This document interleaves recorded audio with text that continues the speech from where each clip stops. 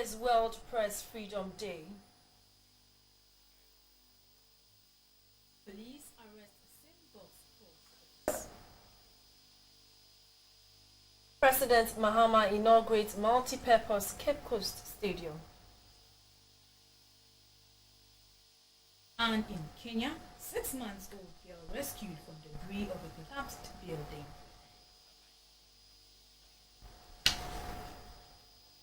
Hello, good evening. It's News Hour live on GBC24 and GTV. My name is Shirley Hanna. And I am Micheline Taka. To our first story, today is World Press Freedom Day. The 3rd of May is set aside to celebrate the fundamental principles of media freedom, to evaluate media freedom around the world, to defend the media from attacks on their independence, and to pay tribute to journalists who have lost their lives in the exercise of their profession.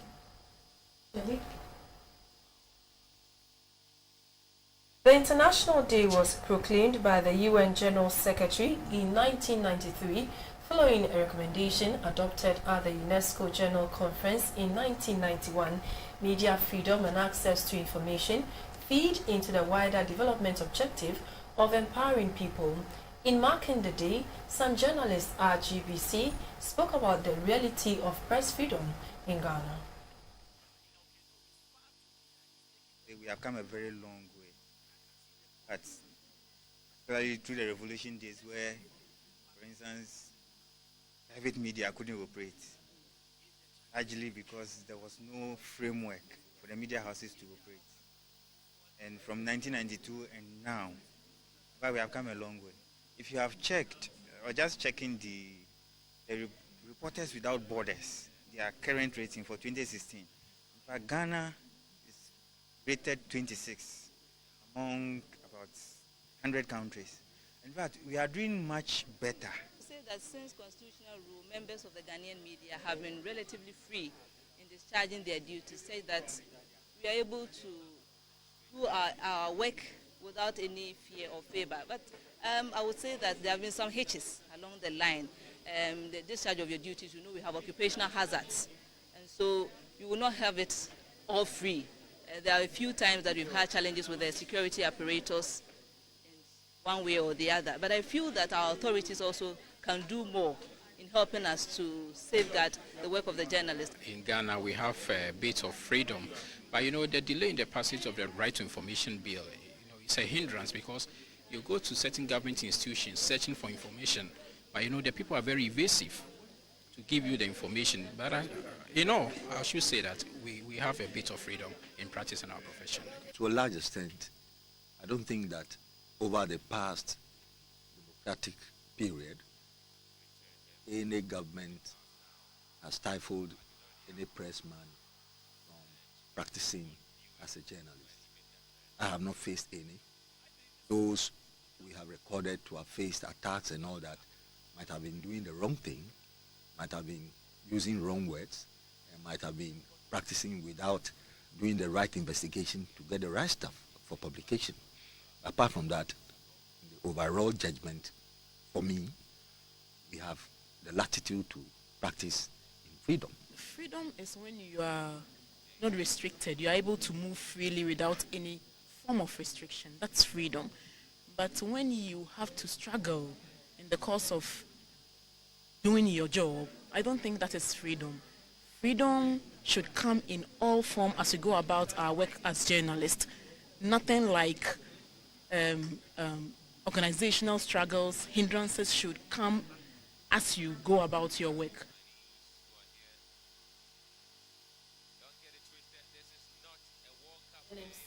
Ghana Journalists Association have advised journalists and all media practitioners in the country to do their work in a way that will bring developments to the country. The two media watchdogs gave the advice on the occasion of World Press Freedom Day, which coincides with the adoption of the Windhoek Declaration, which acknowledges that media pluralism and freedom are essential to development. 250 years ago, the first formal right to information legislation was enacted in Sweden. Many strides have been made after that historical breakthrough. which still provides inspiration for governments to enact laws to make information accessible to the public. Ghana ranked second in Africa in terms of countries that enjoy media freedom. However, some Ghanaian media practitioners believe there is still more to be done to consolidate press freedom in the country. To them, the much talked about Freedom of Information Bill, yet to be passed by Parliament, is what is needed most around this time. Ghana today is so completely different from what it was 25 years ago, and largely due to what is happening in the media industry and the media landscape.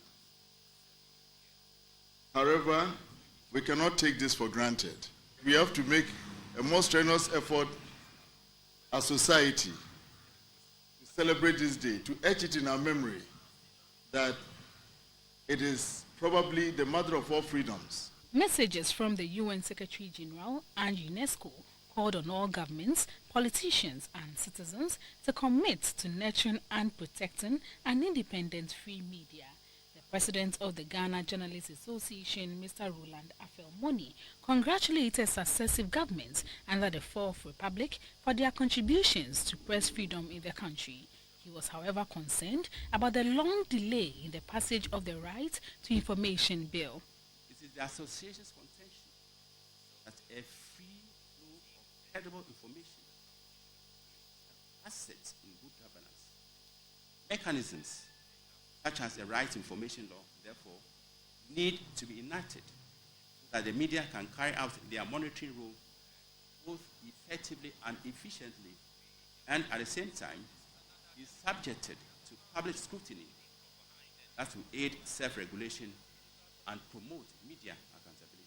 Some journalists believe that if all media practitioners in the country get access to professional training, given the resources available, the local media will be able to live up to their professional responsibilities. We need more sensitization to our own junior practitioners. It's very, very important because the freedom that we are enjoying, it didn't come within a day or two. It was a long and arduous struggle. Some of our members were jailed, and today, of course, we are enjoying this freedom, and I believe that there's a lot more that we can do. The media has expanded so rapidly that we've not been able to keep up with training and resources. Within the last 10 years or so, we've had a very massive expansion of the media. That means that we have to do a lot more in terms of training and so on. Still on the press, the UN Secretary General Ban Ki-moon says all government, politicians, businesses and citizens have to commit to nurturing and protecting an independent and a totally free media. Mr. Ban said without these fundamental rights, the media will be less free and less empowered. The new Patriotic Party has raised concerns over the ongoing limited voter registration exercise. The party says the registration of minors, the prevention of some SHS students from leaving school to register, and the use of macho men to intimidate party agents are but a few of the challenges hampering the party's efforts to register its members, especially in areas purported to be its stronghold. Day one of the registration exercise witnessed the issuance of voter ID cards to registrants bearing the date April 27, 2016, even though the exercise commenced on April 28, 2016. It took the vigilance of our agents in the affected areas to identify the anomaly for the needed rectification. But for that action, many potential voters will have been carrying invalid ID cards, which will have prevented them from exercising their franchise in the November general elections. And incidentally, this anomaly took place only at the strongholds of the new Patriotic Party, precisely the Ashanti region. A very unfortunate development in the ongoing registration exercise is the unleashing of thugs and macho men to cause violence and intimidate potential registrants in some of our strongholds. If openly people are attacked from our side and nothing is done by the police to arrest those involved, but if even internal difficulties amongst ourselves, the police is ready to issue arrest warrants. But they are not ready to issue arrest warrants for people who are on the side of government. And I don't think that we are going to continue to tolerate such actions by the police. Former First Lady Nana Akufo-Addo Rawlings says lack of transparency and the breakdown of the decentralization program has been the biggest challenge facing the country. She said the NDP will ensure the law that governs the decentralization program will be adhered to when voted into power. This, she said, will help grow the various districts in the country. Nana Akufo-Addo Rawlings said this during a one-on-one interview with him on GBC24's iBlogger. Decentralization started in 1987, maybe a year before. And by now, districts should be autonomous. And only the big projects, when they have taken a decision, will come to the central government for monies to be given to them to operate it, or maybe the central government does it. Instead of the districts actually growing with artisans and people who have jobs to be able to pay little taxes and so on, it's not happening. The NDP will definitely make sure that the laws that govern the decentralization program are adhered to. And the issues that actually brought to the fore why we should decentralize the country to be looked at again. What is it that we're doing that is not helping? Is it that central government is now putting a hand on everything? They should take that hand off and let the districts actually grow. Because if the districts don't grow, the country cannot grow.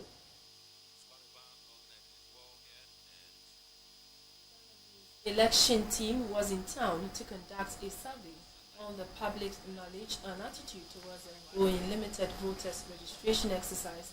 The team gathered that while others are fully aware of the exercise and are participating, others have little or no knowledge of it.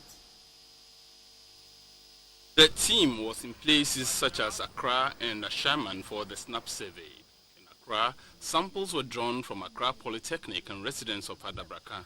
At Ashaman, the team focused solely on residents to establish their attitudes and knowledge on the limited voter registration.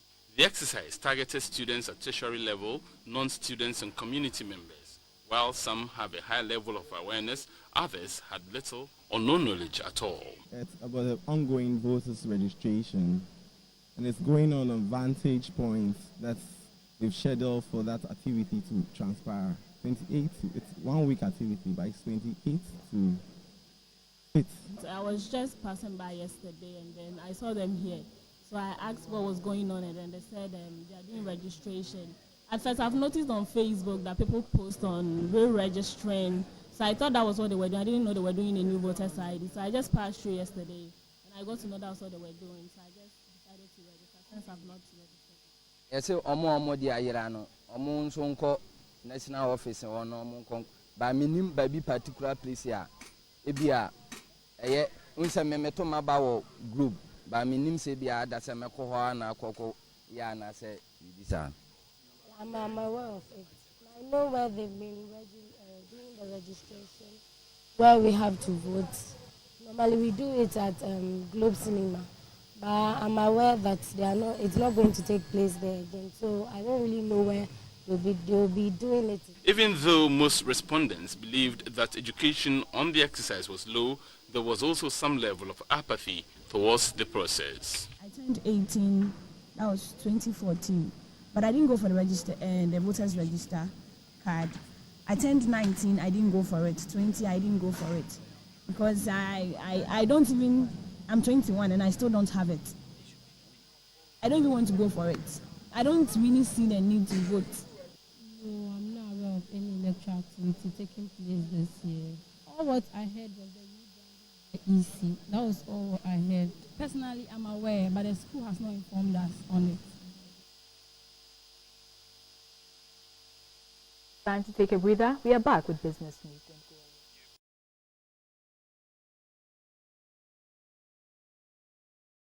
Hello, good evening and welcome, and we're grateful to have you for the business segment of the news. I'm Dorothy Ajimai. The U.S. ambassador to Ghana says Washington is looking to support the country's agriculture, especially the poultry sector. Mr. Robert Jackson told newsmen in Accra that the U.S. has in the last 4 years supported the agricultural sector with financial assistance amounting to $85 million under the USAID financing Ghanaian agricultural project, which is expected to end next year. The livestock industry is critical to achieving food security in the country. The industry contributes significantly to rural livelihoods through employment and wealth creation. One of the critical sectors in the livestock industry is poultry. The poultry industry in Ghana grew rapidly during the 1980s and 1960s, supplying about 95% of the country's poultry requirements.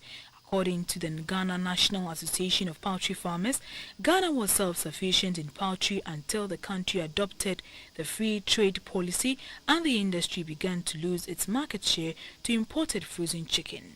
Today, the local poultry produces just 5% of the country's poultry needs, as development that has seen a number of poultry farms and other ventures in the value chain, especially feed mills, operating under capacity. The U.S. ambassador to Ghana, Robert Jackson, says livestock, especially poultry, is a viable venture and expressed a commitment to support the sector under the USAID Financing Ghana Agricultural Project Initiative. And we looked at both a traditional poultry, meaning chickens, but we also looked at guinea fowl and both guinea fowl eggs and chicken eggs and chicken meat and guinea fowl meat.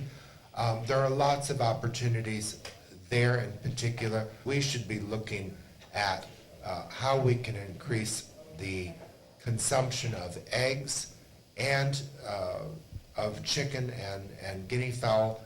And we're doing that in several model locations, but we need to take that to the next level. Our models are designed as places to get things started.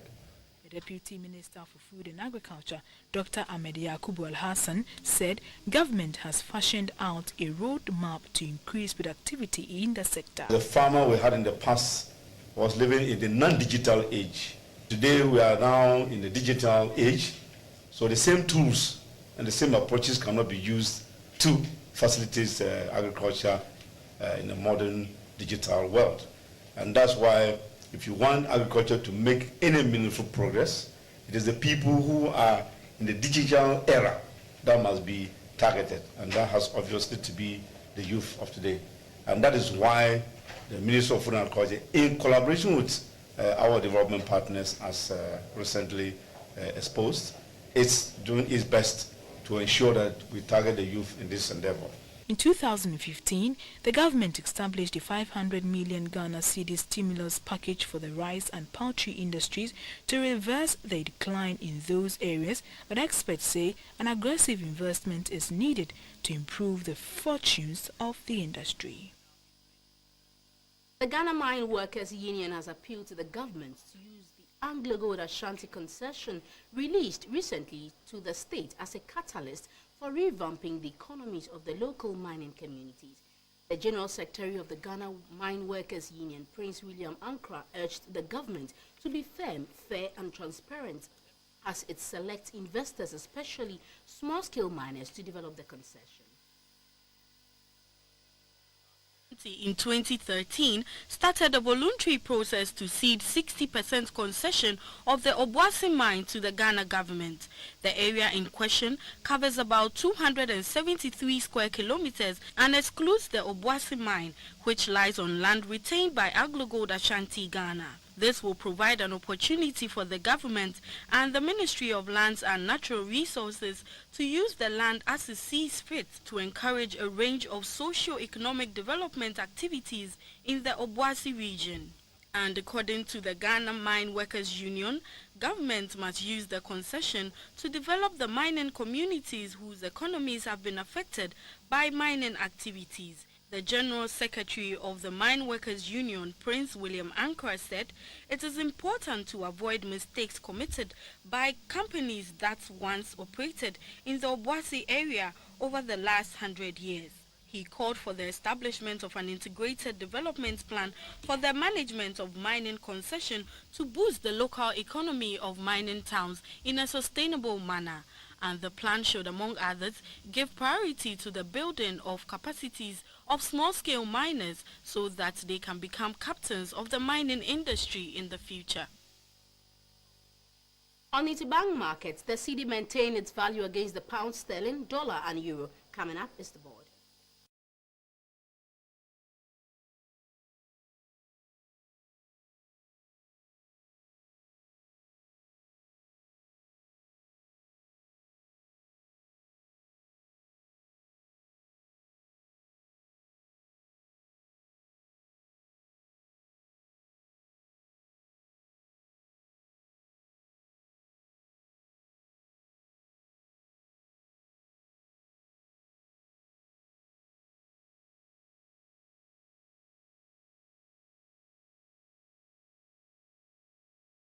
On the commodity market, gold gained $2.20 to sell at $1,297.10, and cocoa increased by $17. Light crude, however, dipped by 38 cents to trade at $44.40 per barrel.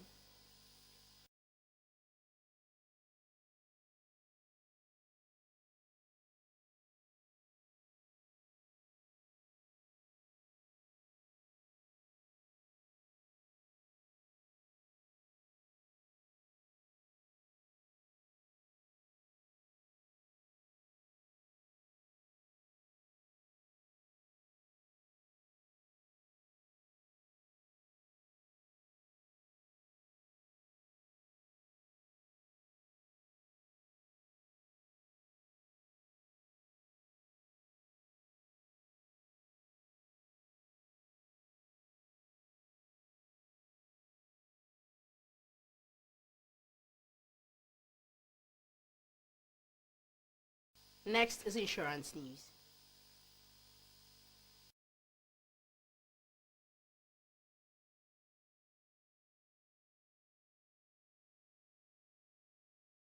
The president of Ghana Insurance Brokers Association, GBA, Nathan Edu, has called on the National Insurance Commission to work to eliminate unlicensed brokers from the industry. The importance of insurance in contemporary economies is unquestionable. Insurance serves a broader public interest far beyond its role in business matters, and its protection of a large part of the country's wealth cannot be underestimated. One critical sector of the insurance industry is the role of insurance brokers. Apart from facilitating the placement and purchase of insurance, they complement the insurance placement process. They are a critical channel of distribution, as the client sometimes feels more at home dealing with them than dealing directly with insurance companies. However, according to the Ghana Insurance Brokerage Association, the sector has been invaded by unlicensed brokers who are cheating the system and policyholders. The president of Ghana Insurance Brokers Association, GBA, Mr. Nathan Edu, said the National Insurance Commission must sanitize the brokerage sector from miscreants. The engagement of a broker makes the insurance process more efficient for both the policyholder and the insurer.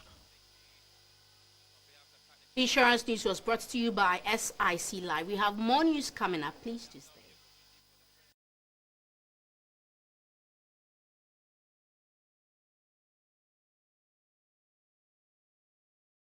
Many thanks for joining us on the health segment. My name is Evans Achampon. Asthma is a common chronic non-communicable disease that is usually characterized by inflammation of the lungs. Experts say 10,000 liters of air and blood pass through the lungs every day, and that results in the delivery of 350 liters of oxygen each day. If this delivery is hampered in any way, it leads to respiratory distress called an asthma attack. As the world marks World Asthma Day, the health desk draws attention to the disease and the need for care and support for patients. Asthma is a chronic disease of the lungs which causes breathing problems. During an asthma attack, the bronchial tubes in the lungs become inflamed and narrow, resulting in wheezing, breathlessness, chest tightness, and coughing. Even though asthma cannot be cured, it can be controlled with proper management. When the symptoms are not under control, the airways can become inflamed, making breathing difficult. It is for this reason that the whole world is creating awareness on the disease. The Global Asthma Report 2014 pegs the number of people suffering from this disease worldwide at 334 million. World Asthma Day is celebrated all over the world to increase awareness among the public about what precautions to take and how to prevent the disease. Asthma doctors have advised everybody to know the risk factors of asthma. They say asthma management requires collaborative efforts of the patients, asthma carriers, health professionals, community health groups and other healthcare systems.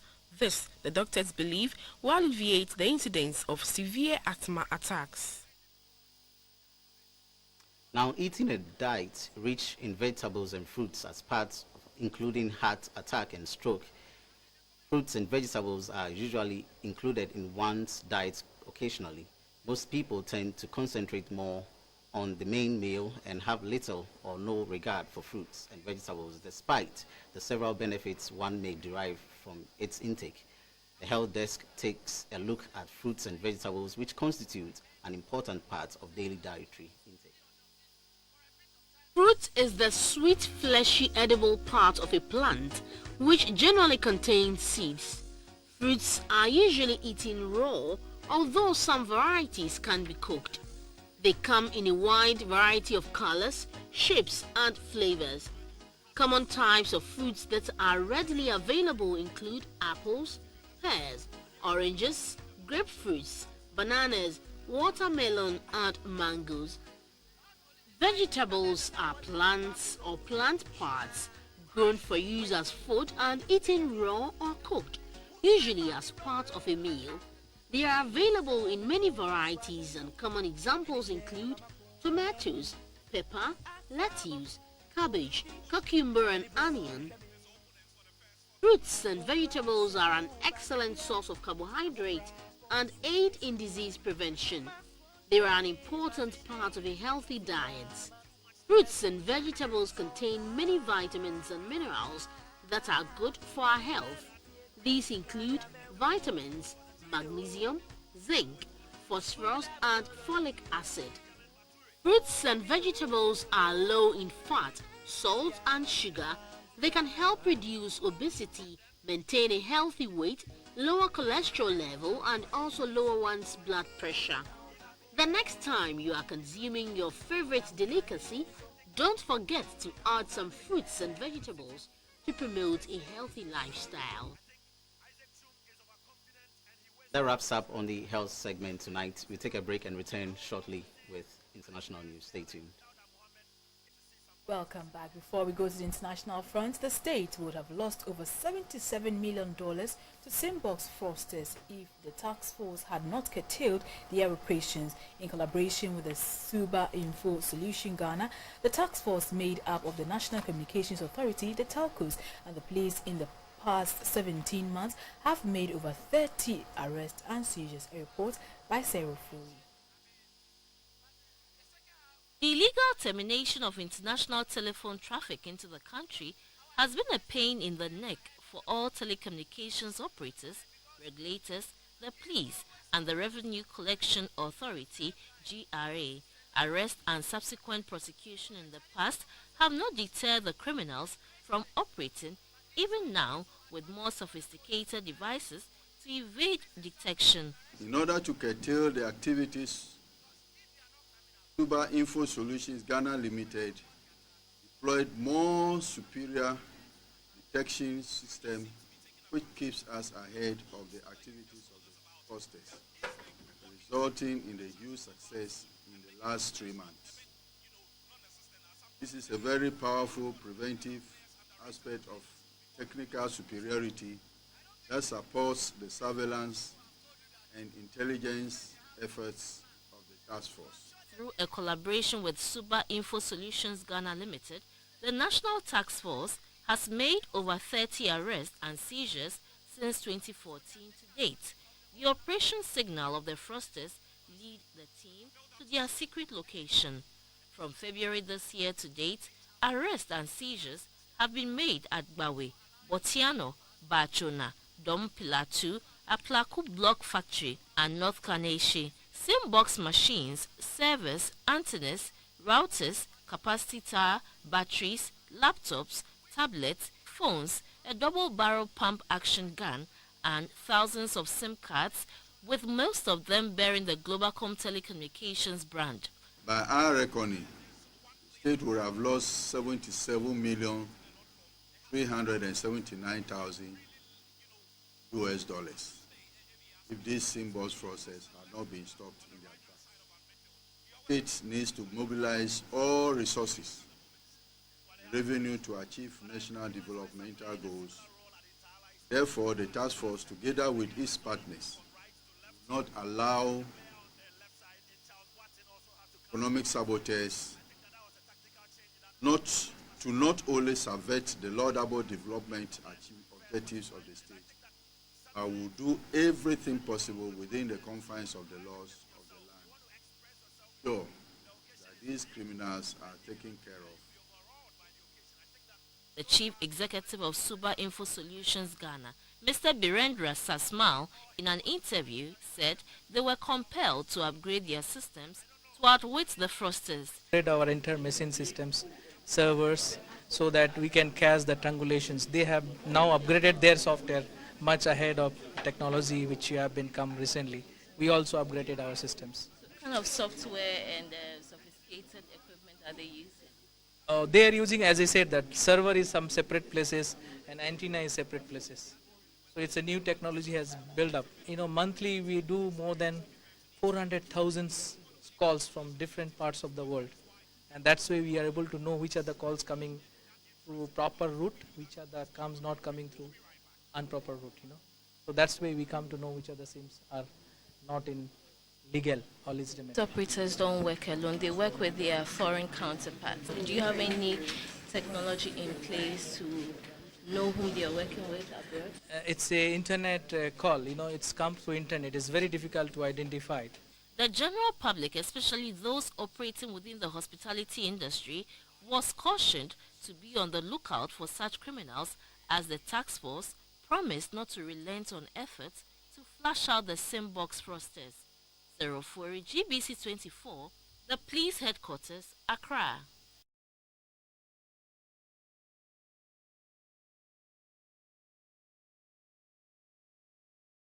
And now to some international news. A 6-month-old girl has been rescued from the debris of a building that collapsed 4 days ago in Nairobi. The baby has been reunited with her father. She has no physical injuries, but her mother is still missing. The 6-story residence came down in heavy rain, killing at least 23 people. Dozens of others are still thought to be buried under the rubble, but hopes of finding more alive are fading. The number of people facing hunger in Zimbabwe due to drought has risen from 3 to 4 million according to estimates. The UN's Children's Agency UNICEF says the poor southern African country is experiencing the worst drought in 2 decades, induced by a powerful effect from El Nino. Earlier this year, UNICEF warned that malnutrition was taking hold, with nearly 1 million children in eastern and southern Africa in need of treatment for acute malnutrition. Water is also scarce in Zimbabwe.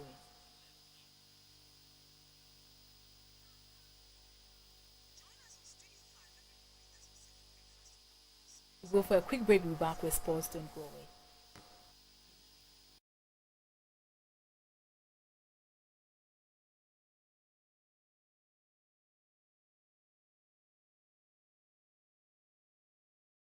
Now to some sports news. A 15,000 sitting capacity stadium has been inaugurated by President John Mahama in Cape Coast. The multi-purpose facility was built at the cost of $35 million by the Chinese government. The stadium, which was built within the space of 2 years, comes at no cost to Ghana. The multi-sports facility boasts of 21 fully furnished rooms that accommodate 2 individuals per room, 2 halls for table tennis and boxing respectively. There are 2 outdoor basketball courts, 1 handball and 1 tennis court, and 8 lane running tracks, and a football pitch. President Mahama was upbeat that the completion of the stadium will help in unearthing talent in the central region. He paid tribute to the late President John Evans Atta Mills for initiating the project. The president thanked the Chinese government for the assistance, which aims at celebrating 50 years of relationship between the two countries.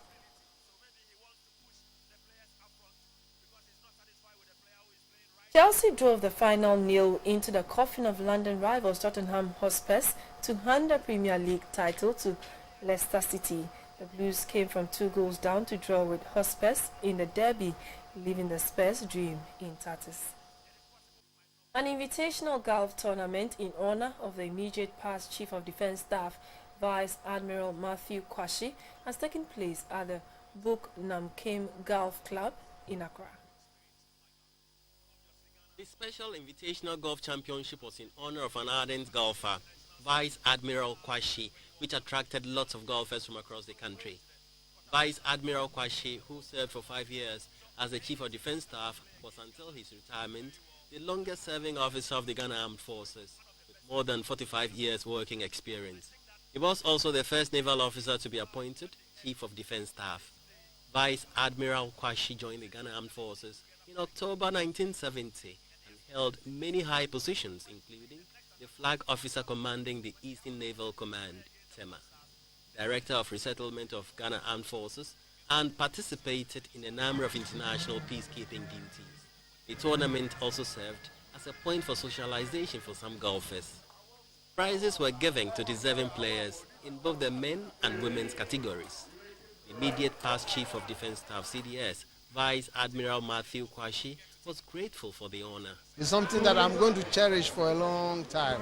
I'll bequeath it to my grandchildren and my great-great-grandchildren, because golf for me is a great passion. It's part of my life. Golf is a great game. Golf is about life. And golf, let me tell you, golf gives you a bigger and a broader worldwide network than any other thing you can think of. A special token from the Boknam King Golf Club was presented to Vice Admiral Matthew Kwashi. That's it for the sports news. Entertainment is next.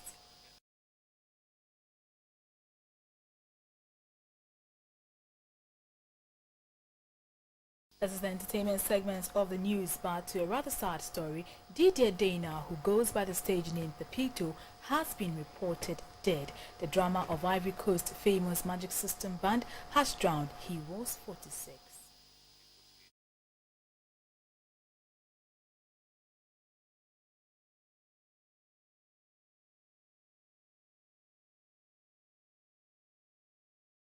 The theme for this year's Metropolitan Museum of Art announced was Mainers vs. China, famous in an age of technology. Here are some looks from the celebrity red carpet.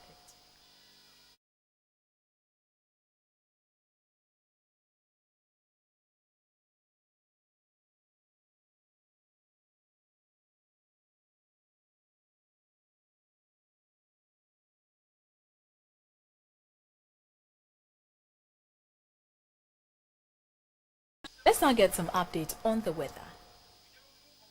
That's how we end the news hour on GBC24 and GTV. News tonight is at 10:30. Please stay.